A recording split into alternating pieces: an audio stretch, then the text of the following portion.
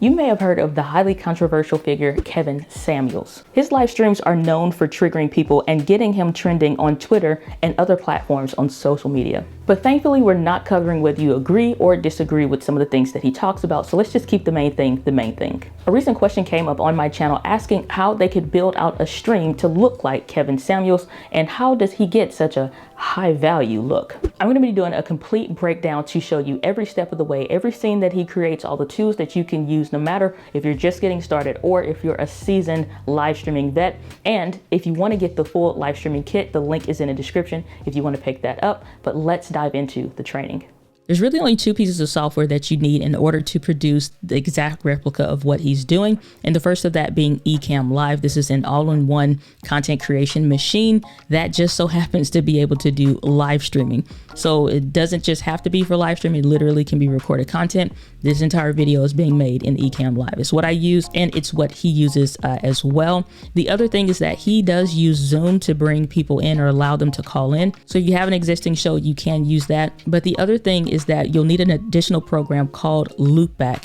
And what that is it allows Zoom to speak to Ecamm and Ecamm to speak to Zoom so that everybody's able to hear and your audience on YouTube is able to hear your people on Zoom as well. I'll break all this stuff down in this video. So let's dive over into his setup. So from what I can see, his streams are broken down according to his recent shows in 4 basic frameworks. That first one is the pre-stream countdown. It is just that basic countdown timer. As you can see, there's a little bit of verbiage up here at the top, just even as you scroll a little bit ahead, just saying basically he doesn't want people pulling his clips without his permission or what have you. That countdown timer goes down, and this is a static image. We also have over here where there is a PNG file just so that it's transparent, which is his lower third. The second part of that is going to be his main shot when he's actually on screen. This right here is his main shot. He eventually does make this a little bit wider, and he has some colored RGB lights in the background, which means those colored lights.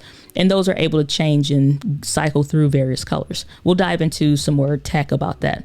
But this image, one thing I can say is that it is not well lit at all. And even if you prefer a darker theme with colored RGB lights in the background, you still want a light so that you yourself are well lit. Even the best of the best cameras still need lighting. So if there's one improvement that I would make is that he would need some kind of a light panel. It could be an LED light. You can get the Viltrox LED light panel, diffuse pop-up softbox light like I'm using right now. And that way you are well lit. The third one is going to be when he's bringing people onto Zoom, showcasing his desktop as well as the Zoom scene that he has.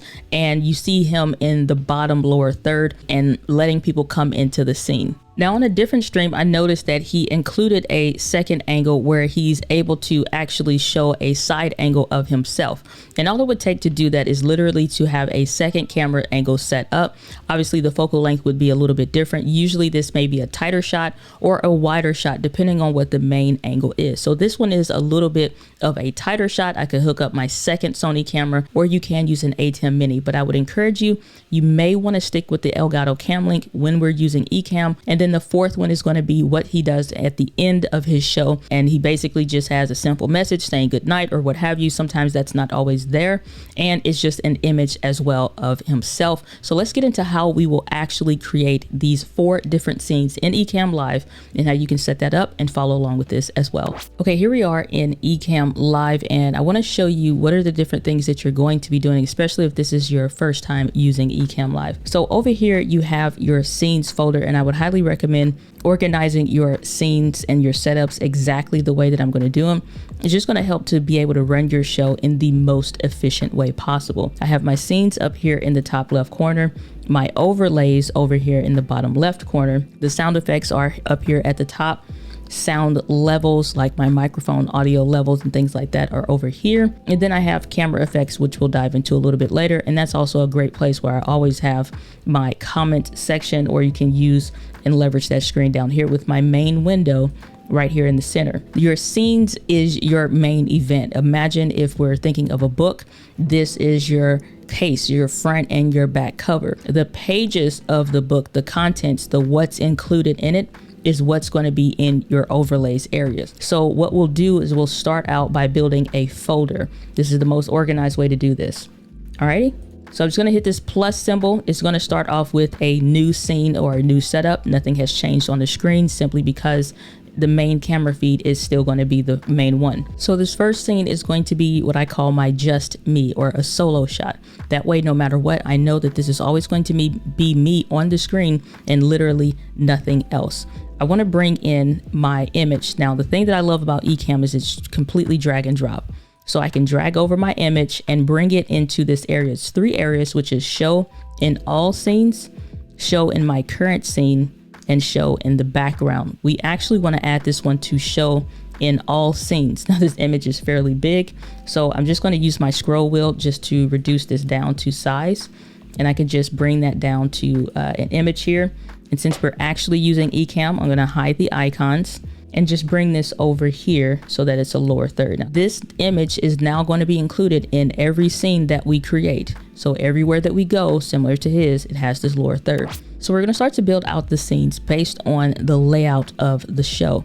The first thing that we want to do here is we'll keep the just me scene, but we'll create another scene here, and we'll call this the pre-stream intro. I like to name everything exactly as I plan to use it. Now on this one, it doesn't actually include any particular person per se that's live. It's just going to be an image, and he has some music playing. So the first thing that I want to do is now I want to add something else, but I'm going to go over here first to make sure I accidentally don't show up on the video, is turn my camera off. I want to come up here to source, and I want to choose blank, and we're going to drag this into the current scene area. So this, once it's brought in, you'll have this image in here and it should fit to size. If you ever want to rearrange that, you can just drag it and drop it for the width that it is. If you hit that X, it's just going to make it disappear. It's not going to completely make it lost. So we'll start there. One pro tip is that when you add something to your overlays area, if you hit the X symbol, it will disappear. If you hit the eyeball symbol, it will reappear. But if you hit the lock symbol, it's going to keep it from moving. If I lock that there, now everything is stuck exactly where we have it. And that is what you want to do every time you get the placement properly. The next thing that we want to do is come down here to where we have the time symbol so that we can create a new countdown overlay. Now he's doing something like 20 minutes. I never recommend that you do that. We want to go to 3 minutes and let's say 59 seconds. We're going to add a background shadow. Now this is using my branding colors, but we'll go ahead and use something a little bit more neutral, just like black and white. And if you want to get that translucent, you can go there and get that transparency. And so once the countdown is over, we can have it automatically start, go to a next scene when finished. And that is what we want to do. Now he has this unchecked on his, but we're going to check this so it's one less step that you have to worry about. And then I want to make sure that I click on add. And so now to make this bigger, we can just either drag the corners and make this larger, or we can use our scroll wheel to do so. And if you notice, you'll see those lines come in, and then we'll go ahead and come over here and lock this so that it doesn't move either. And we'll pause this so it doesn't move on to the next scene before we're ready. Now, Kevin Samuels has where he has music going at the same time. And there's 2 ways that you can approach this, which is make a video with the baked in music so that once the video is done, like it's already together, or you can separate the 2 so that you can replace the image. I'll include both versions so that you have that. And I'll also show you how to import both here in Ecamm. So we'll go ahead and switch scenes, and we'll go to the pre-stream intro, and actually we'll reorder this and putting this at the top since it's going to be first. Let's go ahead and pause that for a second so it doesn't move on. Then we want to go to the stream intro video, and we'll add this at the top to include in the current scene. Now it will ask you if you want to add the animated overlay or add it as a full screen video with audio. We want to do the full screen with audio. Okay, so I've added this video so you can see me still on screen with this picture in picture. If you ever want this to go away, if this pops up for you, it's this little icon right here in Ecamm to make it camera lay visible or to make it invisible. So we'll keep it invisible for now, but you can still kind of see me over here. Well, this countdown timer and all of this stuff will start at the same time. I'm also going to come down here to this arrow, which is basically when the video is done, what should it do? And we want to come down here and go to the next scene. So both of these, when it's done, it will move on. But one thing that you want to do is whatever length the music is at, that is what you want your countdown timer to be at, 2 minutes and 21 seconds. We'll just double click on this pencil icon, or you can double click the image. So we'll go 2 minutes, 21 seconds. Now I'm going to pause this for a second. I'm going to pause this as well. You want to come over here. This is your main microphone. You want to make sure your people can't see you and your people can't hear you. We've already taken care of the camera bit, but come over here to the main microphone, which is what I'm using. And you can pick from here all of your microphone sources. So whatever it is that you're using, and choose that. I'm using the Rodecaster Pro, and I would mute that. Now, once I do this, you will not be able to hear me any longer. Imagine that this mute button is pressed, but when you come from the Just Me Sing to the pre-stream intro, the music will start and the countdown timer will roll at the same time simultaneously. So when you come over here to your stream, let's say you don't have the video, or you don't want to use the video. Maybe you want to switch out the image, you want to switch out the music, and that's fine. What we'll do here is we'll use this image for now. If you ever want to remove that, you can just come down here to the delete and make sure it's selected, and it will remove it for you. But what we want to do is now add in the music. We'll take this Autumn Vibe soundtrack and bring this into the sound effects area. But we first want to create a folder, and just hit that downward arrow so it's facing there. And I want to just drag and drop this Autumn Vibe track into here. So the cool thing with Ecamm is that we can assign this specific track to this scene. So when we get to this scene, it automatically plays. So we're going to click that. Now this music is going to be pretty loud. You don't want to necessarily adjust this here because you're not speaking, so it doesn't need to be underneath anybody. But if you do want to have music playing while you're streaming, let's say you're using the Rodecaster Pro as I am, you do want to make sure you bring that down to about a 3 or 4. That way it's underneath your voice. It's not too loud at all or annoying.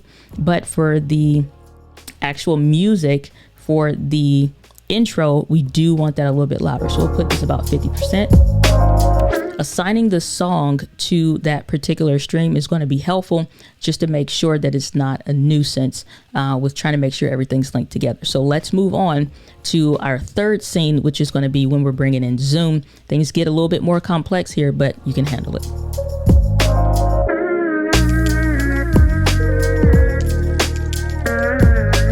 So down this next part, we need to dive into you actually creating virtual microphones. Now, this may be all new territory to you, but that's okay. It's very easy to do, and most of this will be set up for you if you decide to get this whole pack that'll come with this video. So when you're going through, you'll need this specific program called Loopback, again, so that it can communicate with Ecamm so that your Zoom participants can speak. Your people on YouTube can hear it, or if you're streaming and like using Restream, going a bunch of places, those people can hear it. So I'm going to show you how to set that up now.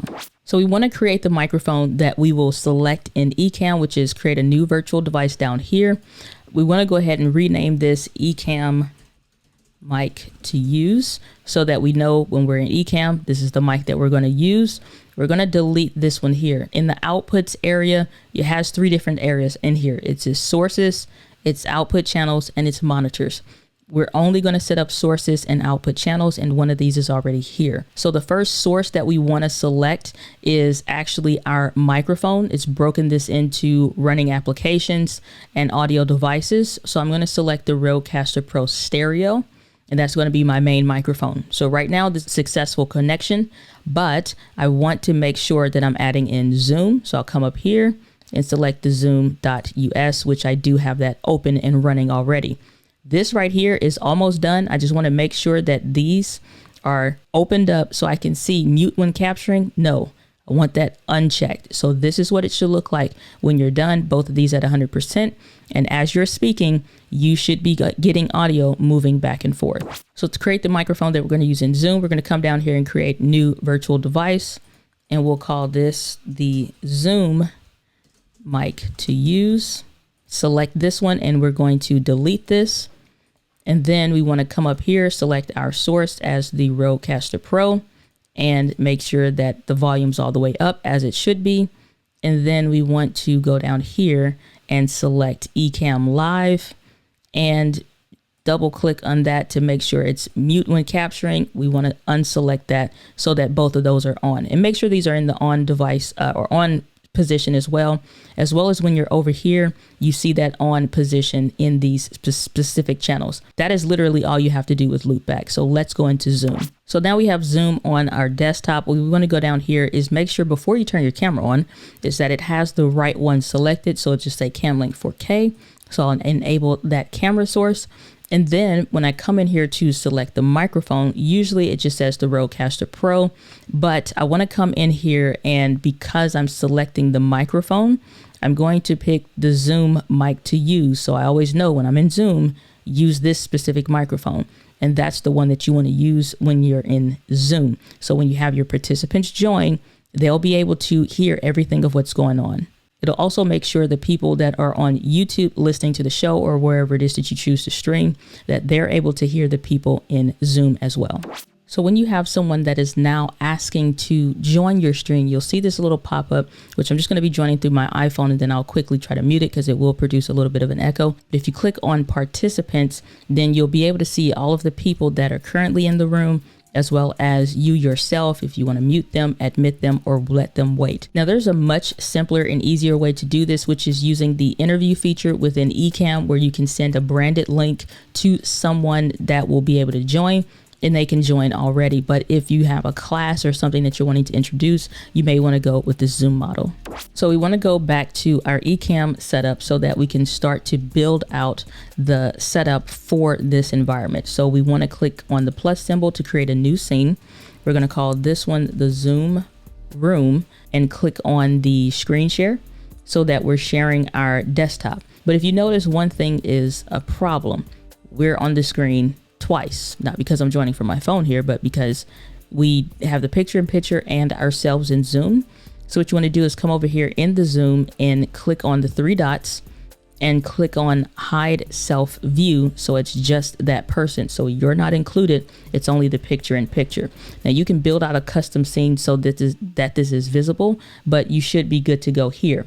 Now, the other thing is that he is in a square. This is more like a rectangle like you would see on YouTube. So the picture-in-picture shape is set to wide. We can now do a classic, and that's that traditional square size that he's using. Now this scene is pretty straightforward. This is literally all you would need to do other than switching your microphone. So when we come over here, it's still set to the Rodecaster Pro. If we don't switch this, our people on YouTube will not be able to hear the people on Zoom. We need a program to speak to a program, and that's why we use Loopback. So for our last scene, we can decide if we want to bring in a video file and then just that 20 seconds plays and then the stream ends, or if you want to take a more manual approach so that you can have and start the music playing before you end, and then you can go to the scene yourself and then you can end the scene yourself, or you can set some macros and things up to end it for you.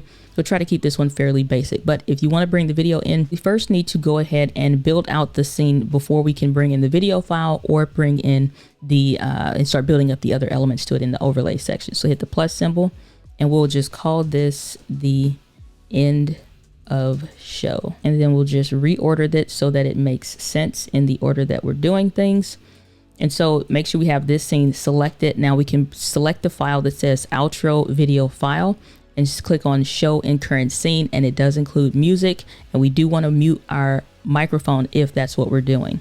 The option that we want to select here is to play full screen with the audio.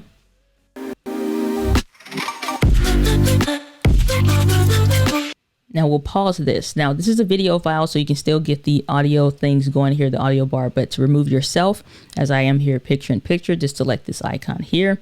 And then this video will play according to whatever movie volumes and stuff you have here. And so now when we go from the just me to the end scene, it will automatically play the music and will automatically be muted if we've done this properly. Let's just select that there. So let's say you want to take a different approach and you actually want to start the music as you're on your way out. So we'll go ahead and create another scene, and we'll just call this the end scene, and we'll do /manual so that we know that this is us doing it. And we'll put this at the bottom here so you can pick between whichever you prefer. We do want to make sure that we go over here to the source, make sure that's set to blank, and we'll do that on both of these.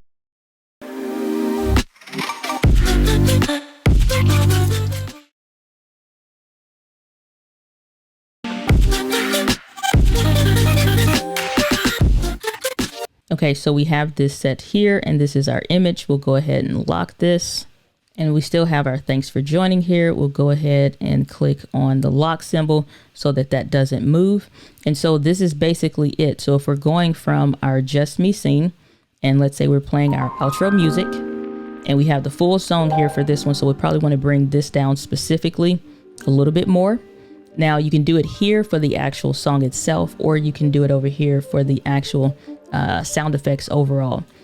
Because we're using the Rodecaster Pro in this instance, again, 3 to 4 over here is good for as you're talking. And so you can probably have this song turned all the way up at that point. And this may seem low in the video, but again, when you're streaming and you're talking and you have the music underneath you, it's pleasing so that when you go to the end scene here, you can crank the volume up a little bit more here. So the next and the very last parts that we're doing here as we're nearing the end of this training is to be able to customize the buttons so that as we're clicking on them, we don't have to necessarily click the mouse. We may be able to just use visual icons. Now, Kevin Samuels is using the Streamdeck. I think about the 15 key looks about right for the size of that one, but I am using the Loupedeck Live, which has similar functionalities, but a little bit more. Over here in the Loupedeck Live, you have a lot of applications that you can use this. I've been testing it for Final Cut Pro 10 with the Zoom calls and a tremendous amount of things. But we specifically want to pick Ecamm Live because that is what we're going to be using for this specific system. Depending on the program that you use, it may or may not be able to work for all of the things, but for Ecamm, it definitely will. So instead of right clicking on anything so far right now, we just want to come over here and the exact same things that we named our scenes over in Ecamm is exactly what we want to do. So this may be easier for you to see what I'm doing all overall on both platforms. So this first one is called the pre-stream intro. So I'm going to come over here and type in, and you can see that it's bringing up or highlighting what's available. So I literally want to bring this button over, but before I do that, I want to update the icon. And we do want to go over here to the images where you will be able to find them. It's in the stream like pack, and we can have the start stream button, the just me, the zoom, and all that extra other stuff. But the pre-stream intro is just that, it's for the intro. So we want to click on the start stream button for that one. It's already set and customized so that it will fit with a high resolution file, and click on save and you're good to go for there. So that button is set up. I literally want to create one for all the other ones that I created for the scenes as well. Okay, so we have all of the icons set up on the Loupedeck Live so that if we press the start stream, it's going to begin the stream with the music and everything that we have. And if we go back over here to Ecamm, we can actually test this out. We'll test everything other than the end one. I set it up so that the end scene is the one with the pre-baked in video so that it's going for 20 seconds and then it's ending. If you want to do it the other way, you can just switch the button out for that. But if we come over here for our Loupedeck Live, if we press, for example, our start stream, then we'll go over to the pre-stream.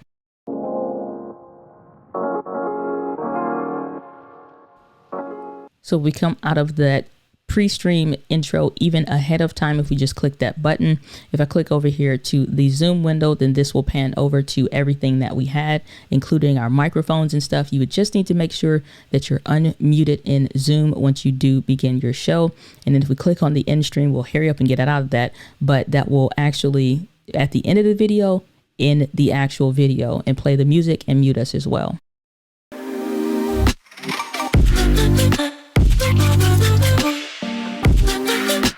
So this way, as you're navigating through your actual show, you have just a couple buttons to navigate, to click on to do this. Now, Streamdeck does also have where you have an app that you can use if you don't want to actually invest in a device, if you want to test this out. And these few buttons are enough for you to test.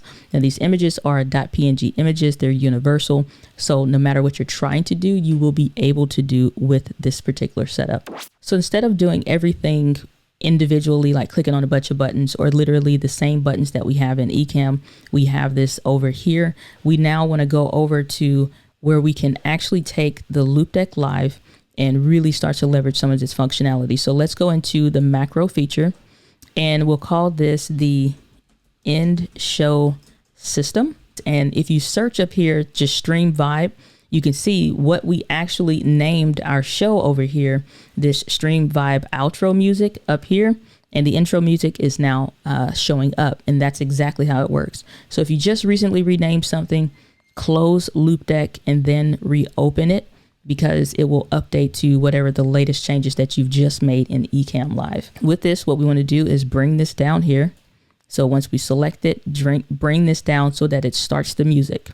And then let's say we want to give ourselves about 30 seconds. So we want to add an action, and we want to come over here to a delay. 1000 milliseconds is 1 second. So let's say we want to do a total of 30 seconds or something before the show ends or something like that. And then let's say we add another action that after those 30 seconds are up, so we have time to talk, say goodbye, and blah, blah, blah. So we'll go over to, let's say, actually, we can just type in what it's actually called for our show. And so let's say we want to do the end scene manual. So we'll come over here to the Loupedeck so that it's a little bit easier. And now we see this is here, and let's bring this in and underneath. If you type in end S, it'll pull up your end scene, the manual one or the outro video. We want to go over here. It says it's a run scene. Let's continue editing. We want to drag this down here, and you'll see. So now we have it set up to start playing the music. 30 seconds later, go ahead and end the scene or go to the end scene. Then at that point, let's say we have another delay so that it's, let's say, about another 20 seconds or so, or maybe even 15 seconds or so. So let's go to here. We'll change this to delay. And let's say we want to do 20,000 milliseconds. And then we want to add an action so that it finishes, let's say the go live here is also going to rename itself to finish. And what I mean by that is when you come over here to this first one, go live now says finish because I'm actively using Ecamm. So even though it says go live, it will be able to start and stop. So we come back over here to our page that we're building out, and we want to come down here to the macro that we were building. So now this macro is complete. It's completely taken care of with all of these different actions that we want to do. I'll leave this one with the text on it. You can always go over here to the icon, click on it, replace it with whatever you choose, or one of the in-show systems if you prefer. But when we actually come over here, and we can test this in real time, so you can come over here in Ecamm, and now you'll be able to click on your buttons. I've assigned this to page number 7 over here so that I can click on the go through the just me scene. Then we can also make sure that we are clicking so that we can go to our zoom window, so that becomes available. And then if we do the end stream, it will play the music. If we do the other one that has where it is literally the in show system, then at that point that is going to be something totally different and just end the show with all the macros that we just created. So for those of you that made it to the end of this training, I want to give you a little bit of a bonus. If you come over here to the Stream Deck, you actually don't have to add any of these buttons yourself.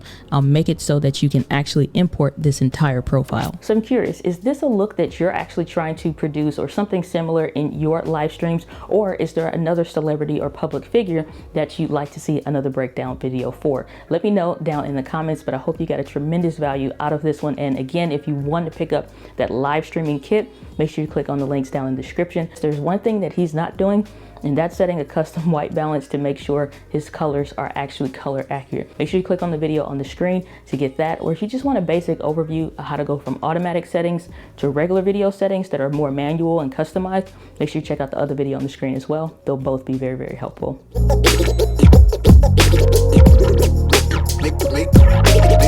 Dear right back.